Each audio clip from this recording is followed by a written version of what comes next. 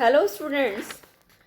अभी तक हमने फैट सोलेबल विटामिन ई के फंक्शन, केमिकल कंपोजिशन और डेली अलाउंसेस को पढ़ा है।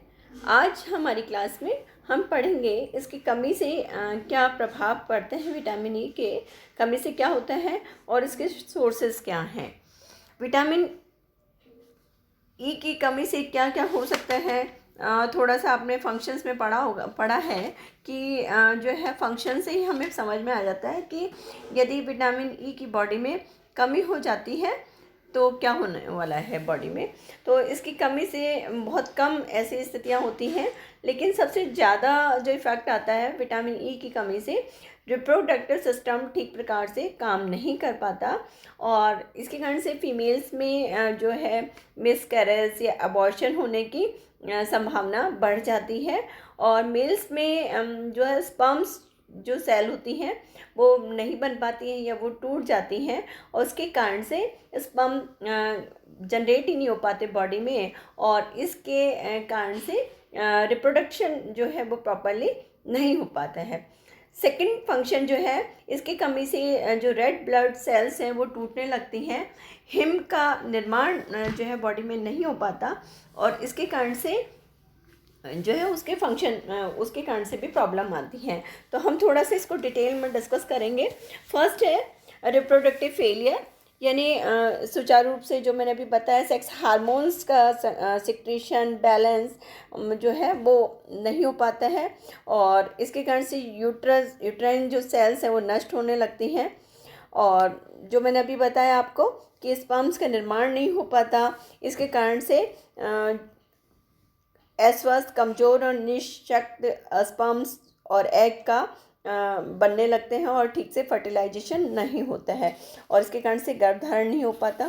नेक्स्ट है नेक्रोसिस ऑफ लीवर, यकृत का नेक्रोसिस हो जाता है और लंबे समय तक यदि इस तरह की प्रॉब्लम होती है तो लीवर धीरे धीरे गलकर नष्ट हो जाता है।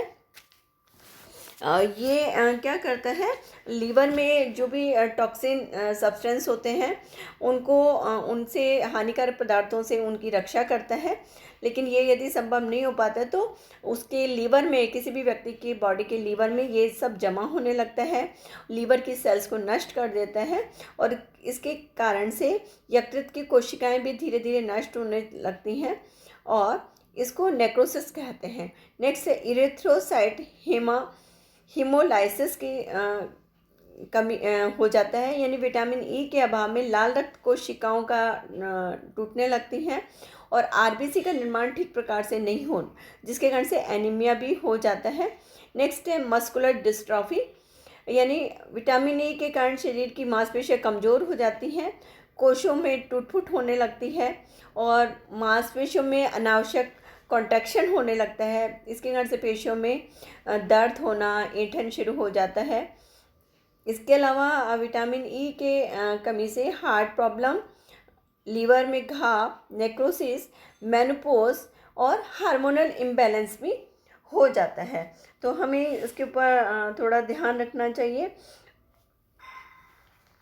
ट्रीटमेंट हमें क्या क्या करना है, यदि हम विटामिन ई पर्याप्त मात्रा में लेंगे तो हम बार बार में एबॉर्शन को रोक सकते हैं, स्टेरिलिटी को कंट्रोल कर सकते हैं, डायबिटीज़ को कंट्रोल कर सकते हैं, heart disease, skin problem, anaemia और मस्कुलर डिस्ट्रॉफी को भी हम कंट्रोल कर सकते हैं। तो इसलिए हमें विटामिन ई पर्याप्त मात्रा में लेना चाहिए। अब हमें लेना चाहिए, लेकिन हमें मालूम नहीं है कि कौन कौन से जो सोर्सेज हैं जो कि विटामिन ई हमें प्राप्त होता है।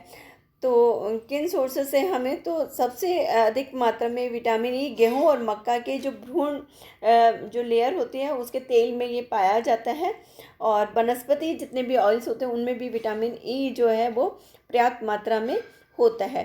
फ्रूट्स और वेजिटेबल्स में सबसे कम मात्रा में पाया जाता है।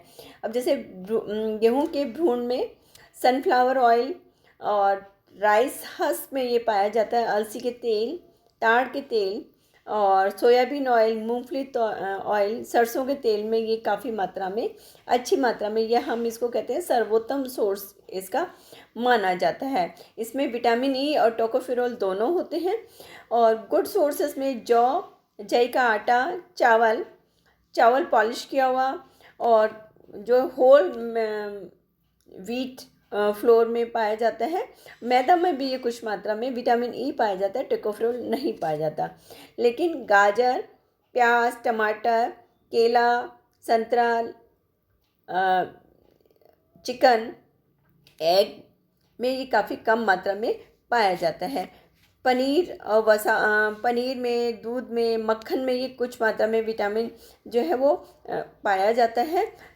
गाजर में और प्याज में भी होता है, लेकिन काफ़ी कम मात्रा में ये पाया जाता है। तो इसलिए हमें जब भी देखना है कि पर्याप्त मात्रा में जो है विटामिन ए लें। जो बच्चे गाय के दूध में विटामिन ई काफ़ी कम मात्रा में पाया जाता है, जबकि बकरी का जो दूध होता है, गाय का दूध जिनमें काफ़ी कम मात्रा में होता है, तो उनको हमें कोई सप्लीमेंट जो है वो देने की आवश्यकता होती है। और इसके अलावा विटामिन जो है तिलहन, फली, इनमें भी काफ़ी मात्रा में पाया जाता है। यदि न्यूबॉर्न बेबी है तो वो अपने मदर से ही अपने विटामिन ई की जो रिक्वायरमेंट होती है वो काफ़ी मात्रा में प्राप्त कर लेता है। और हमें बहुत ज़्यादा फोकस करना चाहिए इसके ऊपर। ये भी एक बहुत इम्पॉर्टेंट विटामिन होता है। Thank you students, next class में फिर मिलते हैं। Have a good day.